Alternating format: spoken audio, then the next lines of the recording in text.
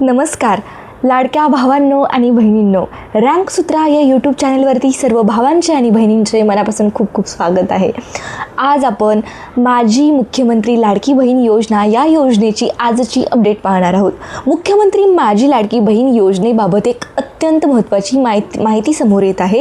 राज्यातील लाखो महिला या योजनेच्या लाभाच्या प्रतीक्षेत आहेत, मात्र अनेक पात्र महिलांना गेल्या काही महिन्यांपासून हप्ता मिळालेला नाही।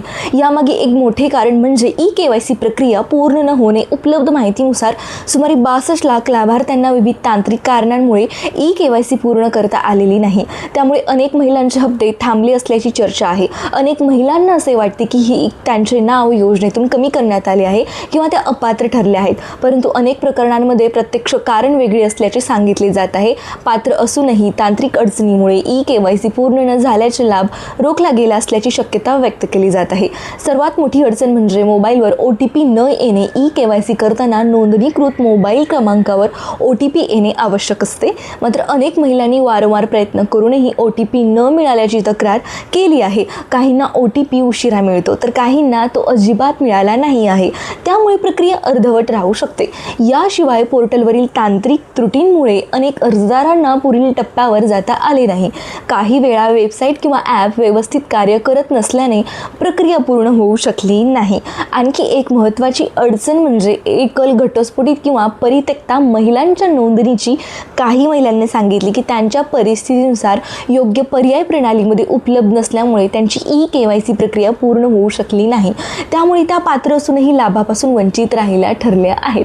काही ठिकाणी आणखी एक गोंधळ दिसून आला आहे। अनेक लाभार्थींना बँकेची केवायसी आणि लाडकी बहीण योजनेची ई-केवायसी एकच प्रक्रिया आहे असे वाटले, त्यामुळे बँकेत केवायसी पूर्ण केल्यानंतर योजनेसाठी स्वतंत्र ई-केवायसी करण्याची गरज आहे असा गैरसमज झाला। प्रत्यक्षात दोन्ही प्रक्रिया वेगवेगळ्या असू शकतात। अशा गैरसमजामुळेही अनेक अर्ज प्रलंबित राहिल्याचे दिसत आहेत। अविवाहित महिलांनी काही अडचणींचा सामना करावा लागत आहे।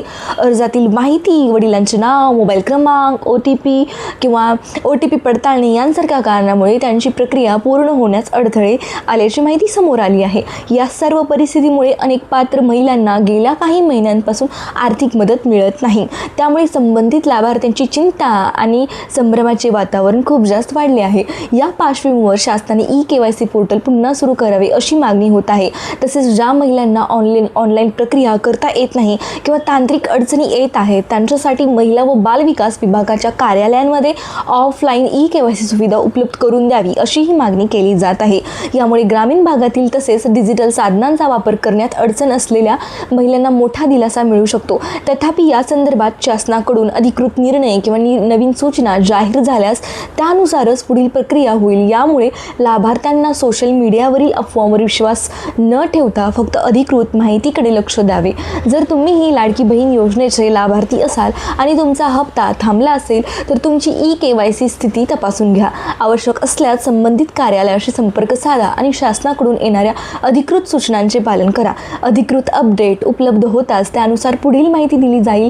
तोपर्यंत संयम ठेवा आणि कोणतीही माहिती पडताळणी केल्याशिवाय पुढे माहिती शेअर करू नका।